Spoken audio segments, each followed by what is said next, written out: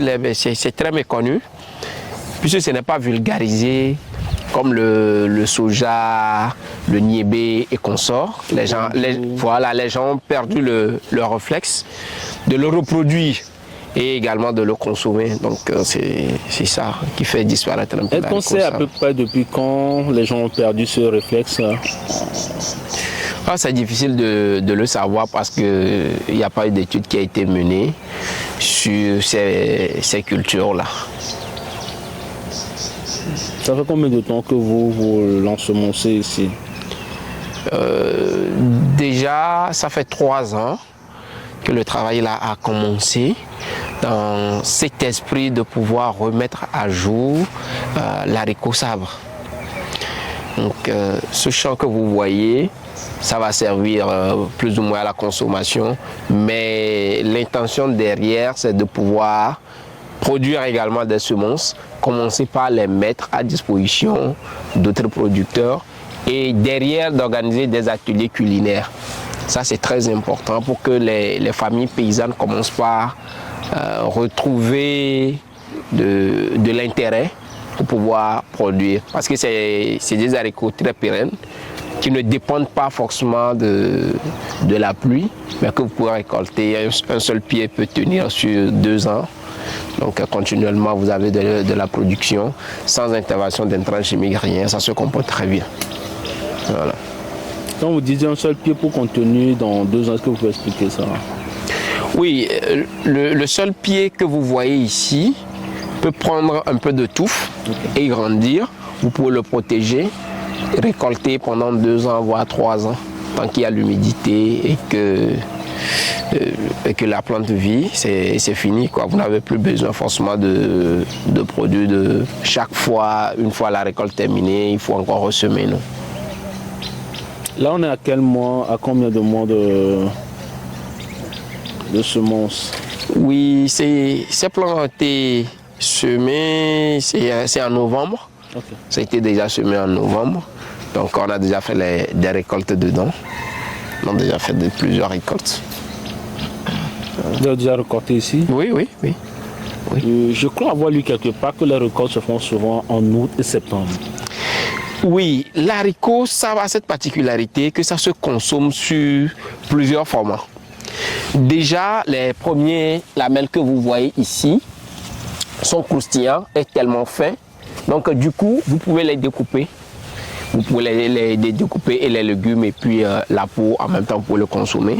Et également, à l'étape un peu plus évoluée que celui-ci, vous pouvez retirer les graines qui sont déjà frais. Et encore, vous pouvez maintenant laisser les gousses se sécher. Et là, vous avez de l'haricot qui est déjà séché. Ce qui fait que la récolte s'étend en fonction du goût du producteur. Ce n'est pas forcément attendre en septembre, tout comme le niébé, pour pouvoir tout récolter. Mais vous pouvez manger l'haricot sabre sur plusieurs formats, tels que vous le voulez tout au long de l'année. Donc là, vous pouvez le garder comme ça jusqu'à 2 ans, 3 ans? Un seul pied peut aller jusqu'à 2 ans, 3 ans, parce que ça fait des tours au fil du temps. Puisque c'est des rampantes.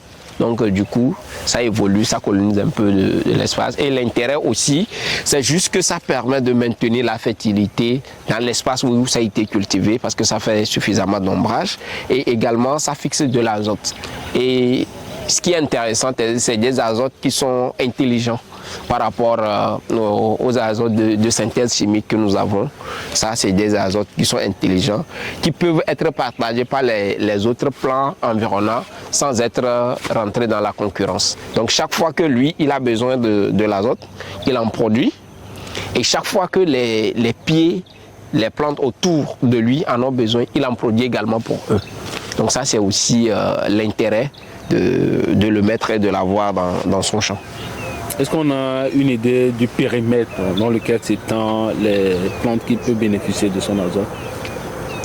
Bon, pour le moment, il n'y a pas des études qui ont été faites, mais ce que nous constatons en tant que paysans, c'est que les plantes tout autour, dans un rayon de 3 à 4 mètres, se portent très bien. Vous avez toujours la verdure tout autour d'eux. Et là, ça prouve qu'ils sont nourris sans être concurrencés. Pourquoi le cultivez-vous? la culture a été lancée pour remettre à jour l'haricot sabre. Parce que l'haricot sabre est en voie de disparition totale. Ça, c'est le premier objectif, c'est de le faire revenir dans les habitudes alimentaires. Et deuxième chose, c'est de pouvoir bénéficier d'une alimentation plus ou moins équilibrée, surtout avec les défis des aléas climatiques qui se sont accentués ces 2 dernières années au Togo. C'est de l'intérêt capital pour le foyer d'avoir des aliments comme ça, de la protéine animale saine, c'est de la protéine végétale plutôt saine. Il faut pouvoir continuer l'alimentation et également fixer l'azote et permettre une fertilisation continue de nos sols. En tant que paysan, comment vous avez senti les aléas climatiques ces 2 dernières années que vous venez de... Est-ce que vous avez vécu une expérience particulière? Ces 2 dernières années, il y a des aléas qui se font de plus en plus remarquables, notamment la prolongation des poches de sécheresse, des vents violents et puis des fortes quantités de pluie qui tombent sur de courtes périodes. Est-ce que nous vivons ces 2 derniers mois, c'est l'absence de l'harmattan et des pluies à partir de décembre, janvier, février, ce qui n'est pas habituel, ce qui fausse même le calendrier culturel du paysan. Parce que nous avons eu pour repère naturel l'harmattan, la mousson et en fonction de ces indicateurs naturels, nous décidons du moment de la culture. Mais aujourd'hui, c'est difficile. Avec ces pluies que nous avons en janvier, février, on ne sait pas ce qu'il faut faire. Est-ce qu'il faut semer? Qu'est-ce qu'il faut faire? C'est un peu difficile. J'ai interviewé un paysan qui m'a donné exactement le nombre de fois qu'il a plu en une année. Je pense que c'était en 2017 ou 2018. Est-ce que cette année, vous avez une idée de combien de fois il a plu déjà? Là, nous sommes au champ et il pleut actuellement. De décembre à février, on a déjà une dizaine de pluies. Okay. Ce qui n'est pas du tout normal. Parce qu'actuellement, on ne sait pas qu'est-ce qu'il faut en faire. Et puis ça touche aussi le pastoralisme. Ça touche vraiment le pastoralisme. Parce que normalement, il y a les feux de brousse naturels qui passent. Et avec les pluies de début mars, il y a la végétation qui revient, ce qui permet au bétail de pouvoir brouter et s'alimenter. Mais cette année, avec le zigzag entre la pluie et l'harmattan, ce feu de végétation naturelle n'a pas pu se produire. Ce qui fait que les herbes sont toujours à l'étape et avec la pluie, il n'y a pas un renouvellement de la végétation, ce qui complique aussi l'activité pastorale. Voilà. Dans quelle région au Togo on trouve de l'haricot sabre? Est-ce que c'est juste au sud ou même au nord on le retrouve? L'haricot sabre s'adapte à tous les climats. Maintenant, là où c'est plus prisé, on ne saura pas le dire concrètement parce que aucune documentation aujourd'hui fiable ne le montre. Voilà. Où est-ce que vous avez trouvé les semis ou les graines? Non, ça, c'est en voie de disparition. Ces semences, c'est en partage avec un collègue paysan. Okay. C'est un doyen, lui, il a plus d'âge que moi. Et donc, dans les histoires, c'est avec ses parents que lui, ils avaient cultivé de par le passé. Donc, c'est chez lui, moi aussi, j'ai pris quelques graines. J'ai commencé par multiplier et garder ce lien culturel-là et pouvoir le transmettre à des générations futures. Est-ce que c'est vrai que le haricot sabre présente une certaine résistance face aux ravageurs?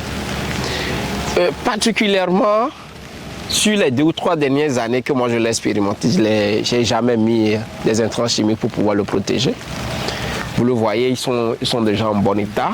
C'est vrai que vous constatez plus ou moins quelques petites attaques, mais qui... Là, t'as raison. Voilà, ça c'est...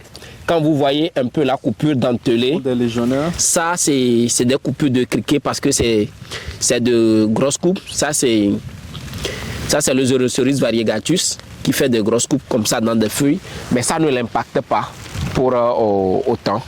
ça ne le touche pas pour autant, ça n'impacte pas la production et tout, qui nécessite une obligation d'intervenir avec des intrants, ça ce n'est pas nécessaire. Il n'y a pas vraiment de menace en fait. Non, la menace n'est pas aussi significative pour pouvoir nécessiter une intervention d'intrants phytosanitaires. Non. Je disais que dans le jardin, nous faisons beaucoup attention parce qu'il y a des légumes partout. Il y a la grande morelle qui pousse déjà ici, il y a l'épinard de Malabar qui pousse là-bas. Nous trouvons des mets partout, même ce légume se consomme, c'est Evobouma. Se consomme très bien. Ici, nous avons, ça c'est une plante médicinale, Anosika, qui est utilisée. À côté, nous avons, j'oublie son nom, tu te rappelles du nom? C'est aussi médicinal. Ici, tout proche de moi, ici, il y a le baobab. Il y a ici à gauche, il y a la ciboulette. Ça dit, nous avons pas mal de légumes dans le jardin, ce qui fait que en marchant, on essaie de faire beaucoup attention pour ne pas les blesser. Voilà, ça aussi, ils appellent ça aussi Gbagbayi. Gbagbayi. Alors, pour ne pas avoir de... Ça s'appelle aussi Gbagbayi. Voilà, il y en a dedans, voilà. Donc pour ne pas avoir de problème, ils appellent le tout Gbagbayi. Tout ce qui est haricots grimpants, ils l'appellent Gbagbayi. Voilà. Ou soit Achinti, parce que ça pousse dans les arbres en fait. Oui, rampante. Voilà. Vous verrez que il y en a dedans, il y en a encore qui ne sont pas. Une goutte par exemple peut trouver combien de graines dedans? 10 à 30? Oui, 14. 14. Oui, l'haricot sale. On peut trouver au moins 14 graines. 14 graines. On peut essayer tout de suite là. Là, nous allons consommer. On peut essayer. Vous verrez que nous n'achetons pas de semences. C'est notre indépendance, ça. Notre indépendance. Le producteur qui n'a pas besoin d'aller à la boutique acheter des semences pour venir produire, c'est un producteur qui est déjà riche. Alors il faut conserver. Sous la patame là ici, seul, vous verrez plein de semences ici. Il y a l'échalote là, il y a la grande morelle là, il y a un peu de tout que nous partageons avec les autres quoi. Nous ne vendons pas forcément, mais on se partage ces semences là. Et chaque fois que nous avons la semence en disponibilité, nous pouvons produire autant qu'on veut. Et c'est ça qui fait la richesse du paysan écologiste. Vous définissez comme un paysan écologiste. Voilà. Mais le paysan qui doit produire conventionnellement a toujours besoin d'aller au magasin pour acheter les semences, acheter les intrants, acheter tout ce qu'il faut. Parce qu'il y a des intrants qui détruisent aussi les semences. Il y a des intrants qui détruisent les intrants chimiques, qui peuvent détruire les semences. Alors, ils détruisent les... Voilà. Donc, voilà pourquoi nous produisons toujours en bonne pratique, quoi. Mais quelle est ta définition du paysan écologiste? Écologiste? Oui, c'est le paysan qui est indépendant. C'est une définition vulgaire. Ouais. Ma définition, moi. Le paysan qui n'a pas besoin d'aller s'acheter les intrants chimiques quelque part, il est là, il produit tout en respectant la nature, en respectant l'écosystème, voilà. Il y a plein de définitions que moi, je peux donner à cela. Vous allez compléter. Au début. Les intrants chimiques? Oui. Oui, moi quand j'avais commencé ma production, déjà en 2006, moi je suis dans la en 2006, il y avait manque d'ouvriers, quand il y a manque d'ouvriers, et que nous n'avons pas la notion de l'écologie, on était obligé de produire comme d'autres paysans. Par exemple, la notion de l'agroécologie nous est arrivée au Togo dans les années 2015 avec la création du RENAT. Or, l'agroécologie se faisait déjà. Mais avec RENAT, on a plus mis l'accent sur l'agroécologie et des formations à d'autres animateurs pour pouvoir aller dans la bonne pratique. Et c'est à partir de 2015 que l'agroécologie même a plus vu, la notion de l'agroécologie a eu naissance au Togo. Sous l'invitation du ministère de l'Agriculture, à séquencer. Alors là, nous pouvons dire qu'il y a l'implication du gouvernement dedans. Donc c'est en 2015 que vous avez découvert l'agroécologie. Oui, à partir de 2015, nous, on commence par vulgariser la notion. La notion, les bonnes pratiques, tout ce qu'il faut faire pour mieux produire, pour ne pas toujours être dépendant. Voilà, à partir de 2015, il y a des colloques, des ateliers, des formations. Voilà. Et moi, je suis un animateur endogène. Okay. Oui, animateur endogène dans le milieu. J'accompagne des producteurs, des fermiers pour pouvoir aller vers la bonne pratique. Oui. Est-ce que vous sentez de la résistance quand vous leur parlez de ces notions ou plutôt Oui, il y a la résistance, il y a des producteurs qui produisent déjà en grande quantité pour avoir de l'argent. Ils sont très riches en utilisant les intrants chimiques, mais quand vous leur dites qu'il faut produire en écologie, en agroécologie, ils se sentent déjà diminués, qu'ils vont perdre. Et ils ont raison, mais il faut leur prouver, il faut produire pour pouvoir nourrir son ombre et prouver à ces producteurs-là qu'on peut arriver. Est-ce que vous, actuellement, votre production agricole, c'est pour l'autoconsommation, la consommation ou la vente? Là, il y a la vente. Il y a la vente. Nous consommons d'abord à la ferme. Les métayers, les ouvriers consomment et nous vendons.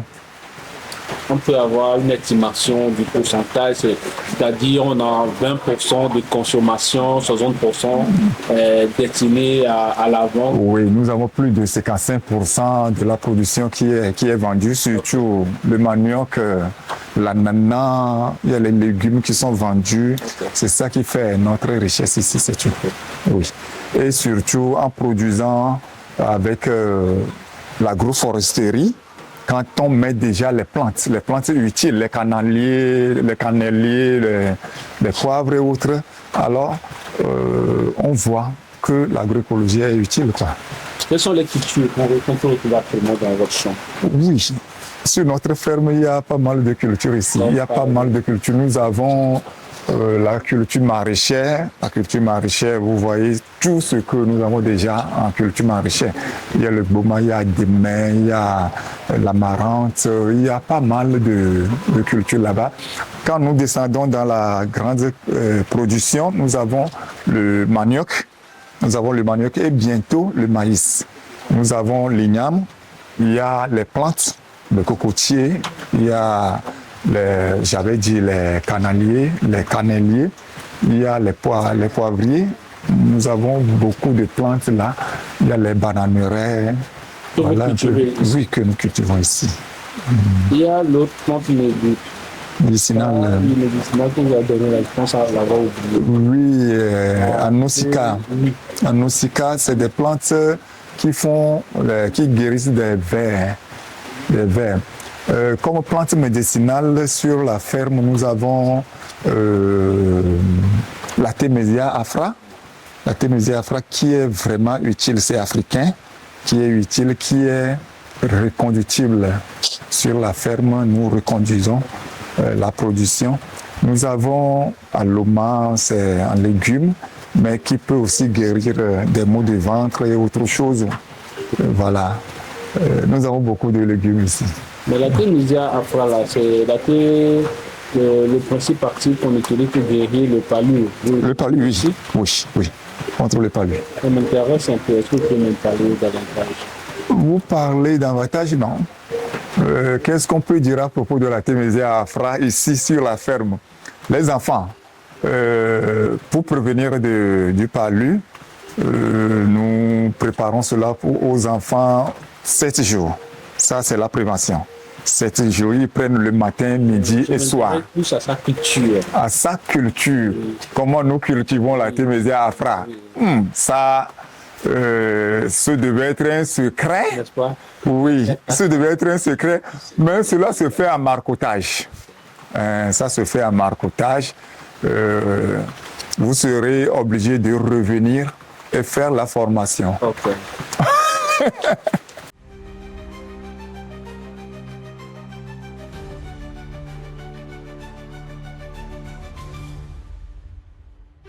Oui, cet haricot sable que vous voyez là, nous l'avons vu dans l'enfance. Quand nous étions tout petits, nous les voyions dans la brousse.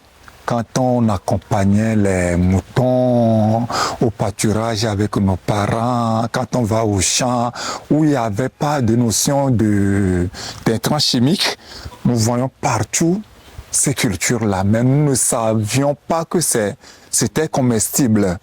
Et on nous disait même que c'est des poisons. Mais en grandissant, que quand nous sommes rentrés dans l'agriculture, nous avons compris que c'est des choses qui sont utiles à l'homme. Et nous avons connu beaucoup d'haricots qui sont préparés dans la sauce, qui sont mangés dans la sauce, des foufous, dans n'importe quelle sauce, des haricots à grandes graines, voilà. Mais avec l'agroécologie, le réseau RENAT, avec les foires internationales, les foires de QSP partout, en Afrique de l'Ouest ou en Afrique en général, en 2023, quand nous étions au Bénin, il y avait des Ougandais qui ont fait leur exposition avec ce haricot et nous nous sommes rendus que nous avions connu des haricots comme ça. C'est depuis le Bénin en 2023 que j'ai pris ça. Il y avait un ami qui l'a pris. Moi, j'ai pris d'autres cultures, j'ai pris d'autres semences et autres. Mais il y avait un ami togolais aussi qui a pris ça. Arrivé au Togo, nous nous sommes partagés les graines. J'ai pris une graine que j'ai mis parce que je connaissais l'haricot sabre. Mais je ne savais pas que c'était utile. Et quand je l'ai mis dans ma ferme, ça a réussi. Je m'étais mis à partager avec des producteurs, Monsieur Jérémy Gada, d'autres producteurs. Pourquoi nous partagions des semences paysannes? Tout ceci, nous les appelons semences paysannes parce que ça vient des paysans qui ont sauvegardé ces semences-là. Pourquoi nous aimons partager? Il y aura des jours où nous allons perdre ces semences-là. Mais nous allons retourner chez ses amis, ses producteurs, pour ramener les semences.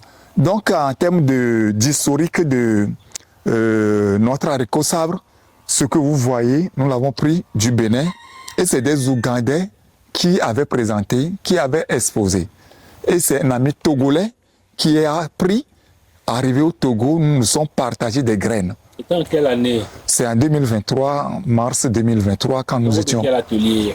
Non, ça c'était au cours d'une foire organisée par le QSP. QSP, c'est le comité ouest africain de semences paysannes.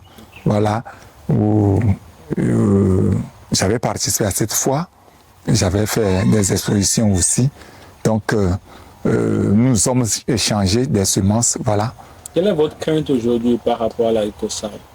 La crainte? Oui. Oui, la crainte, c'est que quand les saisons passent et que avec les dérangements climatiques, nous perdons beaucoup ces semences-là. En l'occurrence, l'haricot sabre. Quand la saison ne serait pas bonne, il n'y aura pas de pluie, nous produisons, et qu'il ne pleut pas, et que nous ne réussissons pas à avoir nos forages à bon état, alors nos semences se perdent. Et la plus grande crainte, c'est les exportations de ces connaissances. Les exportations, quand je dis exportation, vous allez comprendre. Quand nous ne protégeons pas, les paysans ne protègent pas, ils laissent divaguer, ils laissent transporter les semences, on risque, parce que les gens peuvent le prendre, les transformer, nous ramener, et que nous soyons des dépendants de ces semences-là. Nous ne serons plus dans la liberté d'utilisation de ces semences-là. Nous aimerons plutôt protéger nos semences pour les garder en bon état. Pourquoi vous ne le cultivez pas sur une très grande superficie? Oui. Vous avez parlé d'un quart de l'art. Oui, nous avons des semences qu'il faut commencer par produire. Nous consommons. Quand on consomme, nous réservons les 10% pour la production. C'est ces 10% que nous reproduisons pour avoir une grande superficie. Je parlais tout de suite d'une graine. D'une graine, nous avons déjà le quart d'hectare. De 2023, on a déjà le quart d'hectare. Or, nous consommons à tout moment dans la famille. Vous êtes venu avec une seule graine? Une seule graine, parce que l'ami a pris une gousse. Quand l'ami a pris une gousse, moi je ne peux pas, nous étions au-delà de 10. Je ne peux pas prendre plus qu'une graine. C'est une graine que j'ai produite. Une graine qu'on a tous. Oui, qu'on a tout ça aujourd'hui. Or, ce que nous avons déjà consommé, c'est grand. De 2023 à maintenant, nous avons beaucoup consommé. Et nous donnons aussi, nous partageons, nous divulguons. Voilà. Donc, moi, je pense très bien que d'ici 2 ans, je peux avoir plus que 2 lots ou 3 lots. Et un jour, avoir un état de, voilà, d'haricots sabres. Est-ce que vous êtes au courant des vertus thérapeutiques de l'haricot sabre? L'haricot sabre, ces vertus thérapeutiques vulgaires que nous avons, c'est que l'haricot sabre est très riche en protéines. L'haricot sabre est source de sang. C'est ce que nous savons vulgairement. Mais avec des recherches scientifiques, nous n'avons pas d'autres choses. Mais nous sommes sûrs qu'il y a des connaissances scientifiques. Il y a des vertus scientifiques, mais ce que nous savons aujourd'hui, quand nous mangeons cela dans la sauce, nous nous portons très bien. Dans la ferme, on n'a pas besoin de la pharmacie pour se guérir, tout ça. Et on n'a pas besoin de grandes viandes pour manger en famille. Nous sommes très heureux à manger en famille. On est bénis, tout ça là. Et puis, on peut le planter à tout moment? À tout moment. Quand on a une petite fraîcheur, une petite humidité, nous mettons l'haricot sabre. L'haricot sabre résiste beaucoup à la chaleur. Voilà. Et les feuilles aussi nous aident à avoir de l'azote pour notre sol. Ainsi de suite. Voilà. Donc, l'haricot, les feuilles. Les feuilles, hein? Les feuilles, les gousses. Avec les feuilles, nous faisons des composts. Les feuilles. Les composts. Nous faisons beaucoup de compost avec les feuilles. La racine même fixe beaucoup d'azote. Voilà, les gousses participent à la fabrication du compost. Voilà, rien ne se perd. Les gousses ou les feuilles? Les gousses aussi rentrent dans la... Pourquoi vous servez des composts, des feuilles et aussi des graines? Nous nous servons des feuilles pour les composts. Nous nous servons des gousses, c'est-à-dire des débris de gousses pour les composts. Ces composts reviennent ou entrent dans la production maraîchère. Ce qui veut dire qu'avec l'haricot sabre, nous faisons beaucoup de choses. Quand on mange les graines, les gousses rentrent dans la compost, les feuilles rentrent dans la compost, les fibres aussi peuvent rentrer dans la compost, c'est-à-dire les lianes entrent dans la compost et nous ne jetons rien. Les poules, les volailles peuvent picorer pour leur santé. Voilà. L'ombre sert d'abri pour les volailles. La fraîcheur de l'ombre permet à ce que les micro-organismes des vers se cachent là, les termites et les volailles vont pour s'en servir. Avec l'haricot sabre, il y a beaucoup de choses que nous tirons. À quoi vous sert les lianes particulièrement? Les lianes rentrent toujours dans la compost ou pour pailler nos planches. Avec les lianes, nous pouvons pailler les planches. Pour un public qui n'est pas averti, quand on parle de compost, c'est quoi? Le compost, c'est l'engrais organique. L'engrais organique. Actuellement, nous allons voir un champ d'ananas où on n'a pas utilisé d'intrants chimiques, rien qu'avec le compost. On va voir ce que ça a pu donner et autres quoi. Voilà. Et surtout que nous sommes en train de préparer le terrain pour la prochaine production, la prochaine campagne. Voilà. Et nous faisons aussi les purins. Avec les feuilles d'haricots sabres, on fait le purin, on mélange avec les défécations de bêtes, on remue et au 15e jour, on peut la porter dans le champ facilement. Donc voilà un peu ce que nous faisons. Oui. Et avec ces feuilles aussi, nous faisons les paillages, on les broie, on met dans le champ directement, on couvre les cultures et ça donne de bons rendements.